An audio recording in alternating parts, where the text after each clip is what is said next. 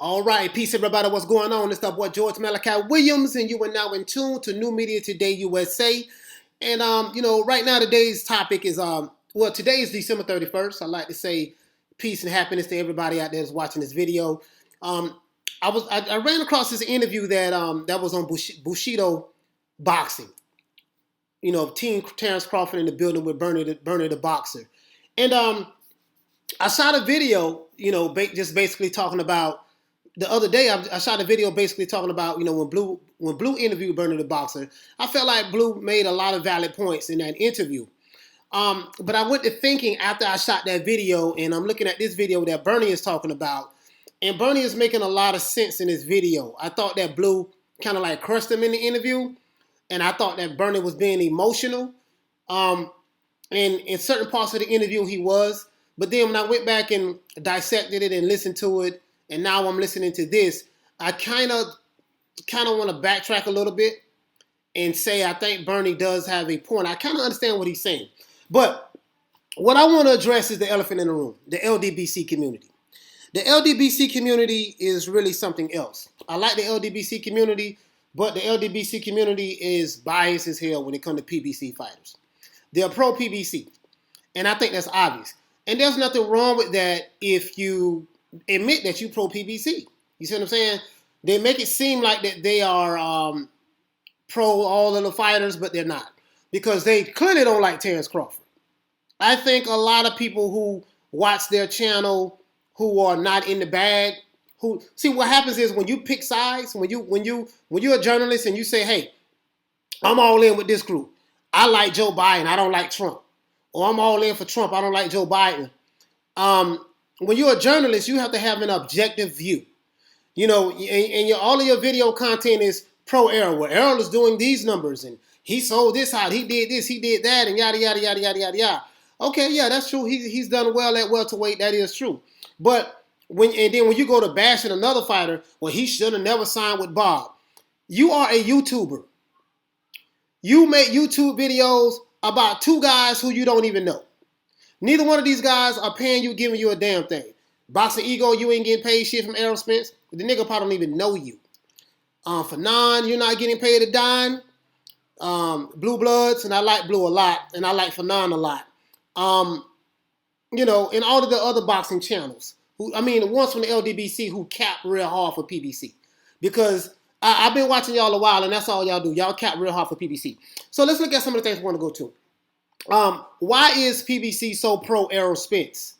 Why is LDBC so pro Errol Spence? You see what I'm saying? I can understand why Al Heyman would be pro Errol Spence or whatever the case may be because that's PBC.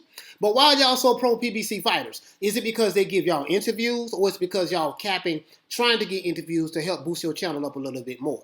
Some of you are doing good numbers on your channels and your videos, and that's great. But if you're going to be a journalist, I'm going to give you some advice. Because, I'm independent media also. I've been doing it since 2014. And, I kind of stopped a little bit, but I'm back. And I really respect you guys' grind. You know what I mean? I really respect you guys' grind. I'm registered with the United States Press Agency, the USPA. I really do respect you guys' grind, but you guys need to stop being biased. When you're doing journalism, you have to be objective. You got to show both sides of it, right? To the best of your ability. You can't make it so obvious that you are pro one side over another side. You see what I'm saying? Terence Crawford didn't have any money. He was broke. He didn't, he was with top rank Bob Arum, right? Al Heyman, PBC, Floyd. I don't want to bring up Floyd Mayweather. Sorry about that. Scratch Floyd Mayweather. But no one was really checking for him 2 years ago. And when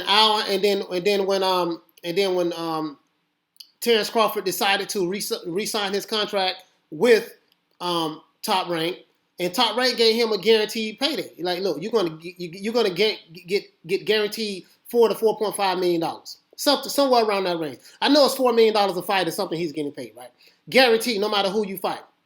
You're saying that he never should have signed with him. He should have went to Al Heyman. You are a YouTuber, Ego, Fanon, Blue. Y'all are YouTubers. You see what I'm saying? And I think some of you may even have jobs on the side. You cannot tell another man who he should have signed with. If someone's going to pay you $4 million a fight or $4.5 million a fight guaranteed, you can't tell that man he should have went over here. You don't know his pockets. You don't know his financial situation.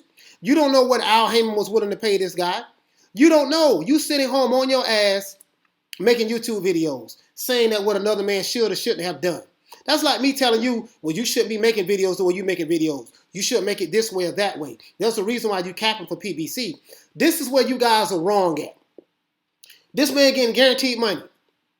Okay, if Errol Spence is making a little bit more money over there, okay, so be it. He's making a little bit more money. He's doing well for himself. But that's between Errol Spence and Terence Crawford. Whatever business decision that Terence Crawford decided to make that's going to help him and his family, he made the right choice. And whatever Errol Spence decided to do for him and his family from a business standpoint, he made the right choice. It's not your position to sit back and say, hey, you should have did this, you should have did that. Nigga, you sitting at home making YouTube videos. You are a YouTuber. You see what I'm saying? So you gotta, journalists don't do that. Journalists don't sit back and say, hey, you should have did this. And I'm pretty much team, especially ego. I'm pretty much team such and such, such and such. You guys try to come like you objective, but you subjective as hell. You biased as hell. And the crazy part about it is you won't even admit it. Everybody know that you guys are biased when it comes to PBC fighters. But that's neither here nor there. Now, Bernie the Boxer made a valid point. So I want to cover some things he talked about. He talked about, in the interview, he said that, and matter of fact, I'm going to let you guys hear it for yourself. Check this out. How much he brings to the table. Because, like I'm saying, if we're going to be real, if Bud had those opportunities, he would do the same thing. He would have made those big numbers and yada, yada, yada. Those different things like that. Another point I made is that I don't understand. Listen to this. This shit is elementary, right? If I'm Bob Arum, hold on, honey, hold on. Listen to the point he's making, and I finally get what he's saying. I didn't get it the first time. And I have a chance to pay Keith Thurman. The whole stop, honey. None of it makes sense. None of it doesn't make sense about. Listen to this. I told him, I said, since you can go in there with Bob Arum and you can talk to him good, get all the in-depth details about that. See, everybody got vague details.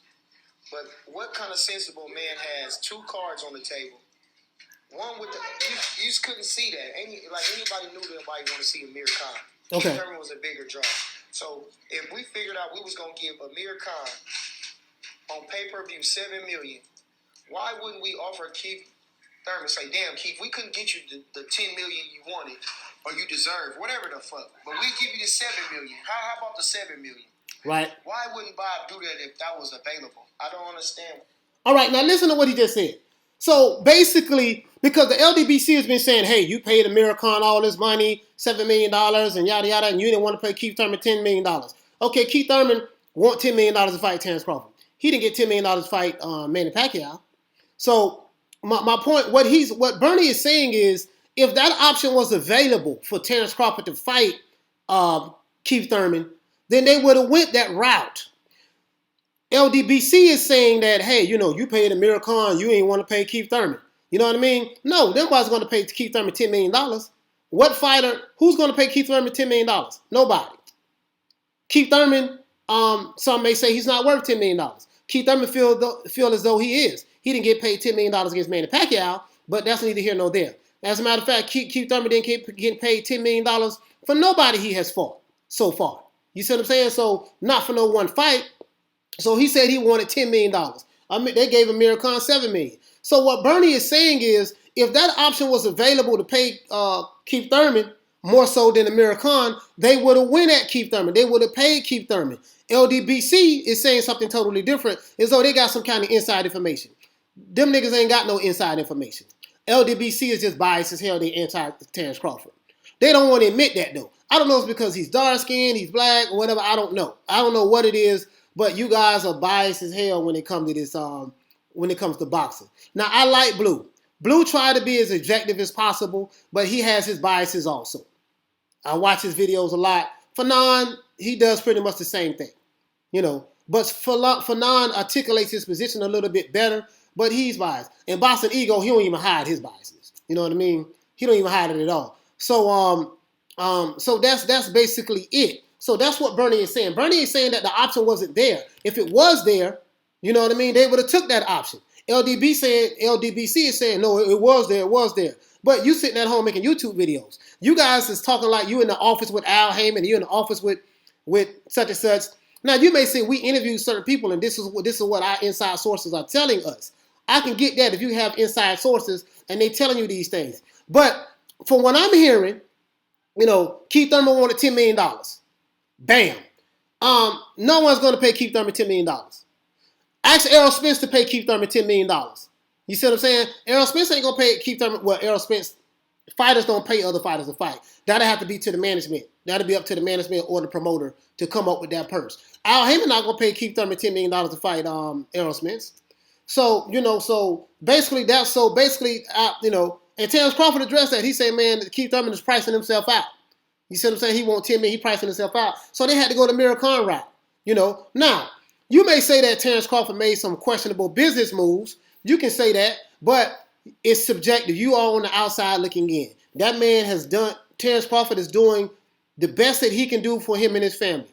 Whatever, it's not my position as a journalist to say, hey, financially, you should have did this and you should have did that. Now you getting involved in something you have no business getting involved in. You pocket watching. You see what I'm saying? You pocket watching. You talking about, well, Spence doing these kind of numbers. He's doing that kind of numbers. And Spence is doing good numbers, right? But Spence don't know you. He's not paying you anything. I don't think he's paying Boxing Ego money to cap for him. Maybe Boxing Ego is doing that because he's a cheerleader for Spence. I don't know. You see what I'm saying? And I'm not knocking Boxing Ego. I like the guy. You know what I mean? But I'm not going to cap for the LDBC. I'm not going to do it. So if any of you guys see this video and you all get upset by what I'm saying, get out of your feelings. You know what I mean? Journalism is about being objective. Journalism is about getting to the truth, and you report the truth and give it to the people, and let the people decide, what to believe. Let the people decide. But you can't be tilting to the left or tilting to the right. Now you sound like the fake news media. You sound like Fox. You sound like CNN. You sound like MSDNC. You sound like these other news media outlets who act like they're journalists, but in reality, they're activists for their political parties in the name of journalism.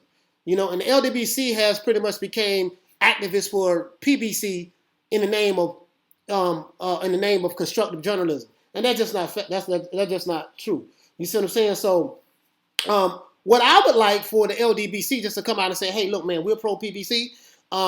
F everything and everybody else who ain't PBC.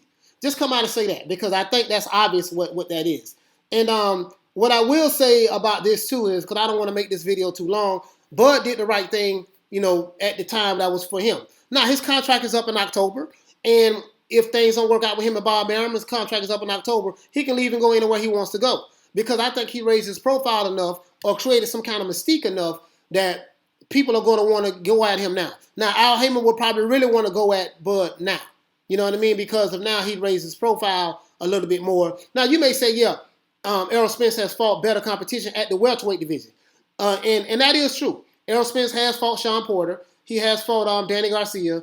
He fought a lightweight, Mikey Garcia, but he fought a big name. Mikey Garcia is a big name. So when Errol Spence fights, he fights people who he knows is going to bring the crowd.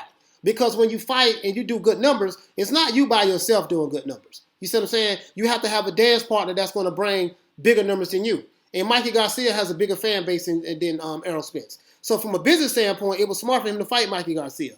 Sean Porter, people like his exciting fights.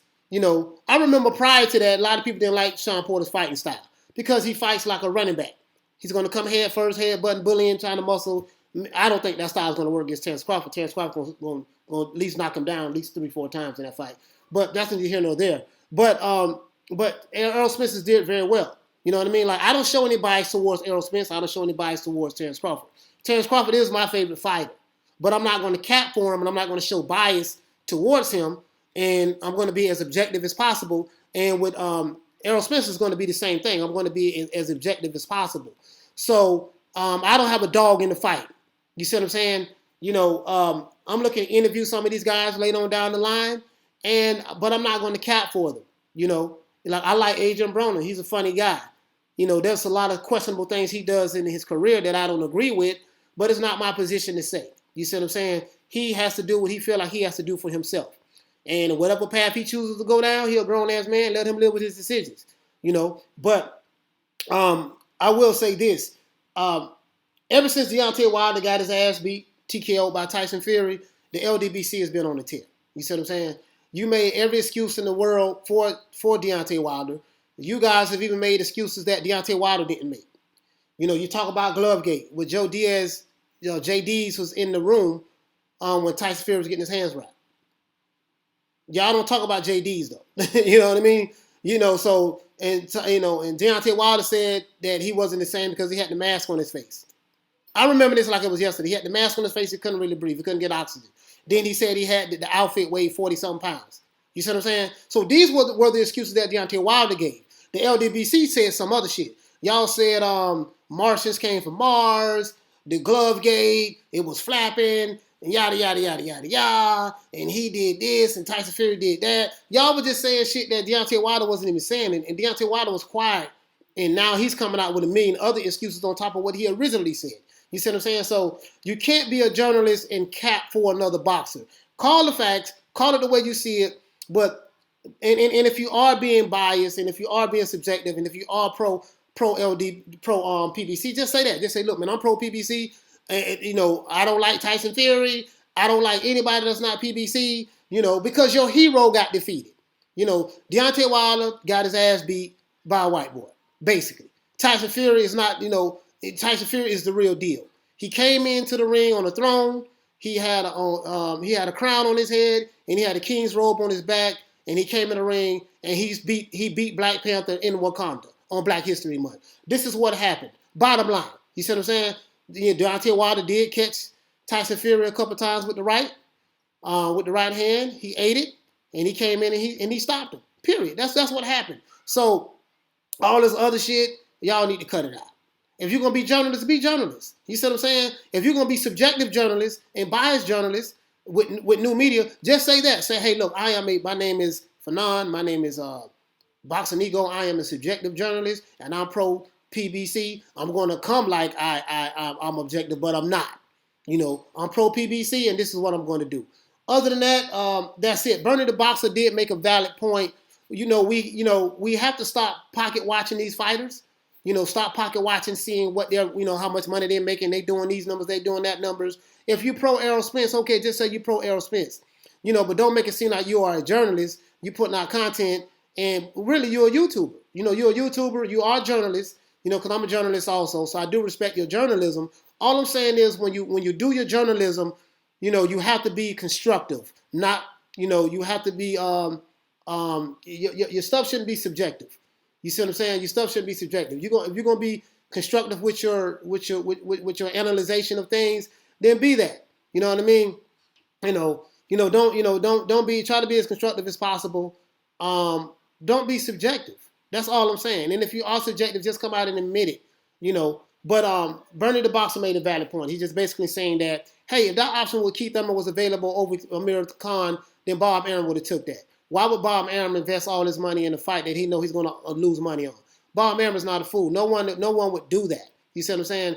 And promoters don't always make money on everything. You know what I mean? There's no such thing as a promoter that always wins when he promotes an event. You see what I'm saying? If you look throughout history of promotion, there are a lot of promoters who made money, and then there's some who lost money on certain fights.